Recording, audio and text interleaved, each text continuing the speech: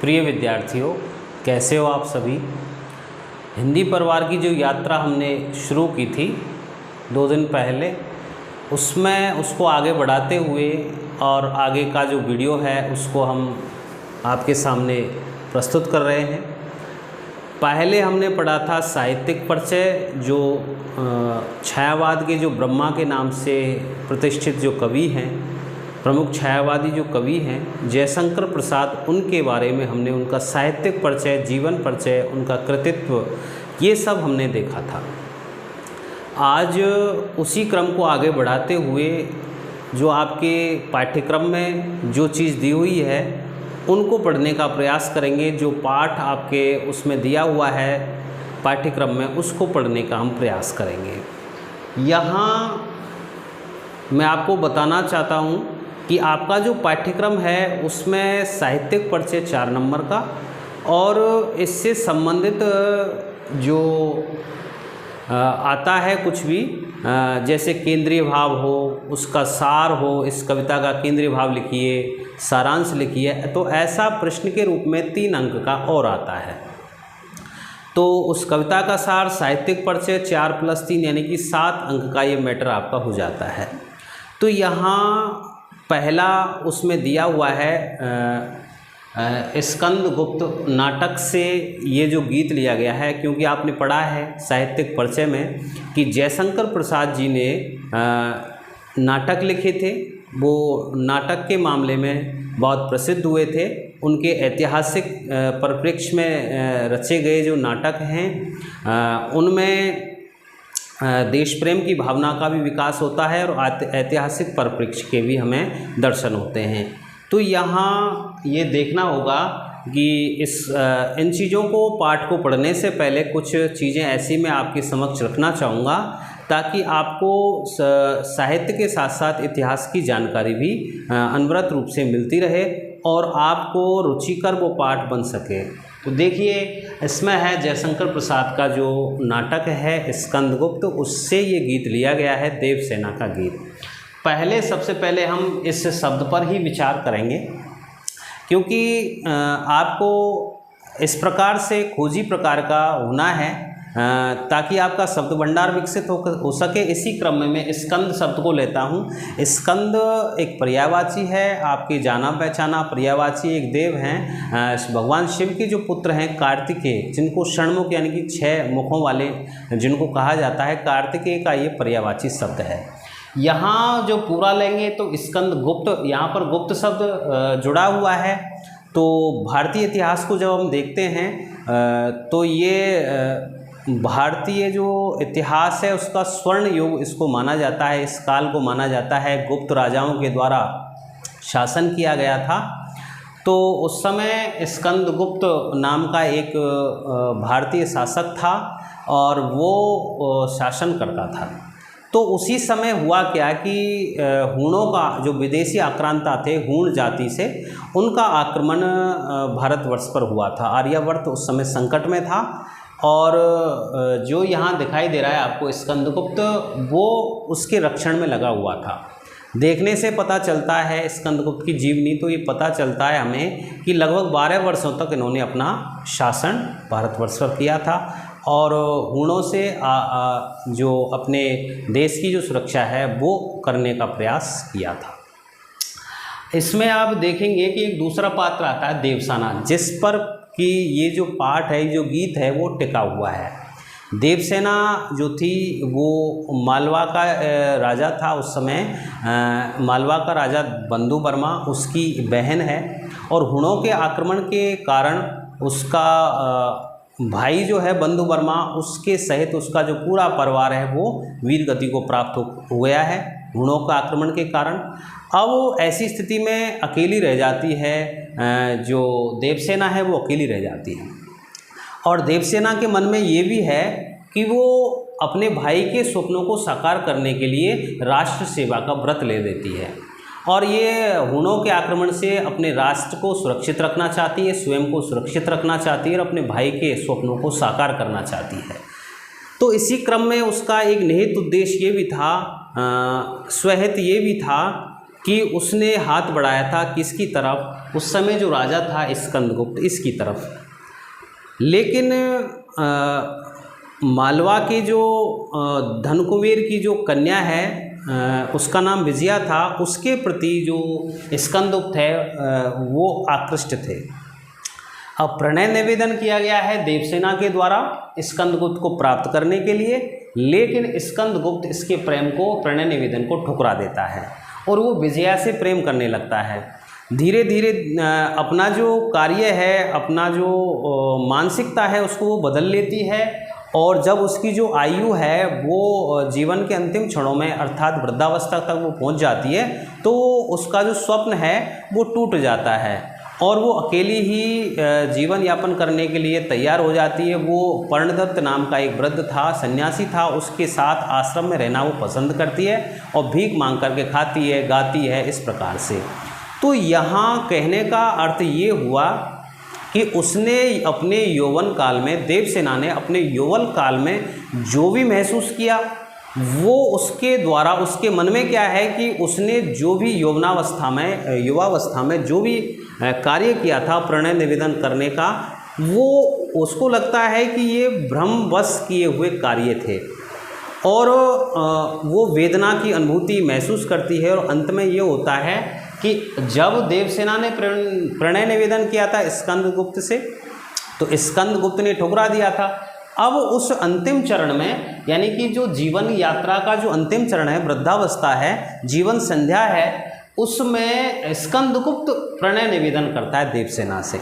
लेकिन अब तो देवसेना ने अपना जो रूट था वो बदल दिया था और वो किसी प्रकार का प्रणय निवेदन स्वीकार करने का साहस नहीं रखती थी और वो इस चीज़ से दूर जा चुकी थी।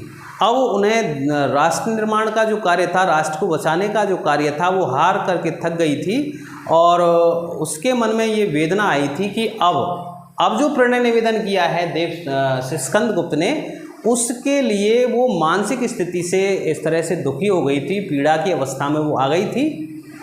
तो अपने वेदना को, युवावस्था के कारण जितना भी उन्हें पुण्य कर्म या कुछ भी संचित किया था उसको भूल जाना चाहती है वो, और उन दिनों को, वेदना के क्षणों को वो याद करती है। तो देखते हैं ये पाठ, और इस पाठ में का जो अर्धांश है, आधा जो भाग है वो आज हम करेंगे नेक्स्ट वीडियो में। ये पार्ट 1 है इस देवसेना की गीत पाठ का, और अर्धांश हम अगले वीडियोज़ में करेंगे।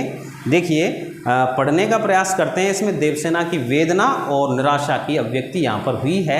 एक चीज़ और मैं आपको इंगित करना चाहूँगा कि तत्सम प्रधान शब्दावली इस पूरे गीत में आई है, और तत्सम प्रधान शब्दावली ज़्यादातर जयशंकर प्रसाद की जितनी भी कविताएं हैं, नाटक हैं, निबंध हैं, उनमें सब में आई है। क्योंकि आपने पढ़ा है उनकी साहित्यिक परिचय में, जयशंकर प्रसाद के में, तो वहाँ स्वाध्याय से उन्होंने बहुत कुछ सीखा है। वो 8वीं तक ही पढ़े थे, लेकिन स्वाध्याय से उन्होंने अंग्रेजी है, संस्कृत है, ऐसी भाषाओं को उन्होंने, उर्दू है, ऐसी भाषाओं को स्वाध्याय के द्वारा उन्होंने गहन अध्ययन किया था साहित्य के अलावा। तो यहाँ ये तत्सम शब्दावली आएगी, बार बार आपको इनका भी ध्यान रखेंगे। बीच बीच में हम आपको बताते भी जाएंगे, नए नए शब्द भी आएंगे, उनका भी ध्यान रखना, जिससे कि आपका शब्द भंडार है वो और भी विस्तृत हो जाए। देखिए, पहली पंक्ति देखते हैं। आहा वेदना मिली विदाई। आहा दुख भरी अवस्था का प्रतीक है। जब व्यक्ति दुखी अवस्था में होता है तो इस प्रकार की आह वो महसूस करता है, उसको अभिव्यक्ति दे रही है। आहा वेदना मिली विदाई। वेदना यानी पीड़ा, दुख, ये विदाई के यानी कि जीवन के विदाई होने का जो समय है, वृद्धावस्था में मुझे क्या मिली है, ये वेदना मिली है ऐसी अवस्था में जब मैं बुजुर्ग हो चुकी हूँ, जब मेरा जो जीवन संध्या का जो क्रम है वो आ गया है, तो अब ऐसी अवस्था में मुझे वेदना यानी कि पीड़ा प्राप्त हुई है। मैंने भ्रमवश जीवन संचित, मैंने जीवन में जो भी संचित किया था, अर्थात युवावस्था में मैंने जो प्राप्त किया था अपने कर्मों के द्वारा, यानी कि प्रणय निवेदन के द्वारा स्कंदगुप्त से, वो जो मैंने संचित किया था, जो कार्य इकट्ठे किए थे, उन सभी कार्यों को मदकरियों की भीख लुटाई और प्राप्त कुछ हुआ नहीं था। यानी कि प्रणय निवेदन को अस्वीकार कर दिया गया था स्कंदगुप्त के द्वारा, इसलिए वो जितने भी युवावस्था से संबंधित उस अवस्था में जो क्रियाकलाप किए गए थे प्रणय निवेदन के माध्यम से, वो सभी कैसे हो गए हैं, अब निष्फल हो गए हैं। इसलिए मैंने उन कर्मों को, सभी युवावस्था में किए गए कर्मों को भ्रमवश किए हुए कार्य मान लिया है। मधुकरियों की भीख लुटाई। मधुकरी का अर्थ है भिक्षा, भीख मांगना। उनको भीख में मांगी हुई चीज़ को मैंने लुटा दिया है। अर्थात अब मुझे प्रणय निवेदन जैसी जो युवावस्था की जो उचित वस्तुएं थी, उचित जो संसाधन थे, उनको, जो भावनाएं थी, उनको मैंने त्याग दिया है, भीख की तरह उनको मैंने लुटा दिया है। अगली पंक्ति, छल छल थे संध्या के श्रम कण। संध्या यानी कि शाम का समय, श्रम कण, श्रम यानी कि मेहनत के द्वारा, कण यानी कि मेहनत के द्वारा जो कण निकलते हैं, अर्थात स्वेद बिंदु यानी कि पसीने की बूंदें। तो यहाँ पर प्रतीक रूप में आएगा कि जिस प्रकार व्यक्ति दिन भर मेहनत करता है, परिश्रम करता है, अंत में उसको क्या मिलते हैं, वो पसीने की बूंदें ही उसके शरीर से प्रवाहित होती हैं, चलती हैं। तो वो उसी प्रकार से लग रही है, यानी कि उसका जो जीवन काल है वो अंतिम अवस्था में है और वो अब युवावस्था को पार करके वो थक गई है। अब क्या हो रहा है, उससे आंसू से गिरते थे प्रतिक्षण। अब जो थके हारे होने के कारण जो पसीने की बूंदें हैं वो आंसुओं के रूप में प्रतिक्षण, प्रतिपल वो टपकते रहते हैं। अर्थात पसीने की बूंदों को रूपक दे दिया गया है, किसका, पसीने की बूंदों को आंसुओं का प्रतीक यहाँ पर दे दिया गया है। आगे देखिए, मेरी यात्रा पर लेती थी, मेरी जो जीवन यात्रा है उस पर क्या लेती थी, नीरवता अनंत अंगड़ाई। नीरवता कहते हैं खामोशी, चुपचाप, बिल्कुल बोलना नहीं, यानी कि केवल सुनना, यानी कि खामोशी की अवस्था। अनंत अंगड़ाई, अनंत अंगड़ाई यानी कि जिसका अंत नहीं हो, ऐसी अंगड़ाई लेती हुई वो नीरवता प्रवेश कर गई है और वो नीरवता मेरे जीवन में छा गई है। अर्थात यहाँ आपको एक चीज़ और व्याकरण की दृष्टि से आपको मैं बताना चाहूँगा कि यहाँ जो कार्य, एक हिंदी साहित्य में एक रस के अंतर्गत, एक साहित्य शास्त्र काव्यशास्त्र के अंतर्गत जो अलंकारों की श्रेणी में आता है मानवीकरण अलंकार, उसका यहाँ पर प्रदर्शन हुआ है। मानवीकरण वो अलंकार होता है जिसमें निर्जीव वस्तुओं के साथ ऐसे कार्यों का होना बताया जाता है जो प्राणी यानी कि मनुष्य के रूप में जो काम मनुष्य कर सकता है उसको निर्जीव प्राणी कर रहे हैं, निर्जीव वस्तु कर रही हैं, उनके द्वारा दिखाया जाता है। तो देखिए, नीरवता अनंत अंगड़ाई, अंगड़ाई लेना यानी कि सोने की अवस्था से पहले करवटें बदलना, ऐसा कार्य कौन कर रहा है इस समय उसके जीवन में, ये नीरवता कर रही है, ये खामोशी कर रही है, यानी कि बार बार ना तो वो सो पाती है और अंगड़ाई लेने का जो कार्य है वो किया जा रहा है। तो यहाँ मानवीकरण अलंकार आपको देखना पड़ेगा।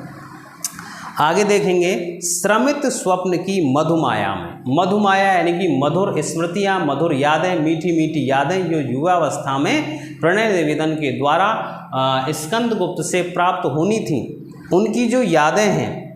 श्रमित स्वप्न की, श्रमित यानी कि थके हुए, मेहनत के कारण, परिश्रम के कारण थका हुआ जो शरीर है, ऐसे जो स्वप्न वो देख रही है, और कैसे स्वप्न है, वो मधुर स्मृतियों के स्वप्न हैं, उनको देख रही है। गहन विपिन की तरु छाया में, गहन यानी कि घने, विपिन यानी जंगल, अर्थात घने जंगल की, जंगल में एक पेड़ है उस और उसकी छाया है, बड़ा पेड़ है, उसकी छाया में जिस प्रकार से कोई पथिक है वो इस प्रकार से परेशान हो करके लंबी यात्रा से जो आया है, वो आराम करने के कारण के एवज में, आराम करने के बहाने से, आराम करने के उद्देश्य से, जब वो ऐसे पेड़ के नीचे सो जाना चाहता है, वो थक गया है, ऐसी स्थिति किसकी हो गई है, इस देवसेना की हो गई है। अब वो पूछना चाहती कि पथिक उनीदी श्रुति में किसने, श्रुति अर्थात क्या हुआ, श्रुति का अर्थ है कान, यानी कि कर्ण जो अपने हैं वो उनको श्रुति कहा गया है, ये तत्सम शब्दावली है। तो पथिक उनीदी यानी कि नींद से भरी हुई ऐसी स्थिति में, ऐसी अवस्था में किसने, ऐसा कौन है जिसने यह विहाग की तान उठाई। ये विहाग, ये शब्द भी बड़ा इम्पोर्टेंट है, बड़ी बड़ी प्रतियोगी परीक्षाओं में आता है, आपकी परीक्षा की दृष्टि से भी बच्चों ये आपको देखने योग्य है, द्रष्टव्य है, अच्छी तरह से इसका आपको अर्थ मालूम होना चाहिए। एक शब्द में आ जाता है कि, एक शब्द में उत्तर दीजिए कि अर्धरात्रि के समय गाया जाने वाला जो राग है उसको क्या कहते हैं, विहाग। ऐसे भी आ सकता है विहाग क्या है, तो विहाग है अर्धरात्रि के समय गाया जाने वाला जो राग है वो है तो प्रेम भय का ये राग कहा जाता है। प्रेमी से बिछड़न की अवस्था में ये राग गाया जाता है। तो अर्धरात्रि के समय गाया जाने वाला जो बिहाग है, ऐसा कौन है जिसने ये बिहाग की तान उठाई है? ऐसी स्थिति में जब एक थका हुआ थका हारा एक जो पथिक है, एक राहगीर है, वो सो रहा है और वो अर्धनिद्रा की अवस्था में है, वो सो रहा है और ऐसे में तान छोड़ दी है, किसी ने बिहाग बजा करके वो तान को बजा करके छोड़ दिया है। तो ऐसा कौन है मुझे जागृत करने का प्रयास कर रहा है? तो यहाँ आपको समझना है कि जागृत करने का प्रयास कौन कर रहा है? स्कंदगुप्त कर रहा है देवसेना को जगाने का। जिस प्रकार से जो थका हारा व्यक्ति है वो सो जाना चाहता है, वो जागना नहीं चाहता, उसकी वो नींद पूरी करना चाहता, उसी प्रकार से वो जीवन से युवावस्था से थक गई है और उसके विश्राम काल की जीवन के जो अंत होने की जो स्थिति है वो उसके निकट आ गई है। तो ऐसी स्थिति में वो वापस नहीं लौटना चाहती। तो ये आपकी कुछ पंक्तियाँ अर्धांश हमने आपको ये प्रस्तुत किया। तो प्रिय विद्यार्थियों, आपको ये समझना है पूरी चीज़ें ऐतिहासिक दृष्टि से भी महत्वपूर्ण है। इसी के साथ साथ मैं आपको एक शब्द और बताता हूँ। अभी आपने पढ़ा था विहाग। विहाग है अर्धरात्रि के समय गाया जाने वाला राग। एक शब्द और पढ़ेंगे हम, निशीथ। ये शब्द भी है, ये कहते हैं अर्धरात्रि का समय। ये तो समय है, निशीथ अर्धरात्रि का समय, आधी रात का समय, और यह है विहाग जो अर्धरात्रि के समय गाया जाने वाला राग। तो यहाँ तत्सम शब्दावली है। देवसेना क्या कुछ कहना चाहती है अपने गए हुए गत जीवन के बारे में? क्या वो शोक प्रकट करती है, क्या वो पीड़ा व्यक्त करती है? और देखिए एक बात ये भी विद्यार्थियों आपको ध्यान रखनी है कि कवि जयशंकर प्रसाद ने अपने जीवन में स्वयं अनुभूत जो सत्य है उसको वहाँ पर अपनी पीड़ा को देवसेना के माध्यम से व्यक्त किया है। तो ये चीज़ें आपको ध्यान रखनी है। आगे का जो पार्ट है, दूसरे पार्ट में, ये प्रथम पार्ट था, दूसरे पार्ट में जो देवसेना का गीत का जो अर्धांश है वो रह गया है, वो अगले वीडियो में हम आपके सामने प्रस्तुत करेंगे। धन्यवाद।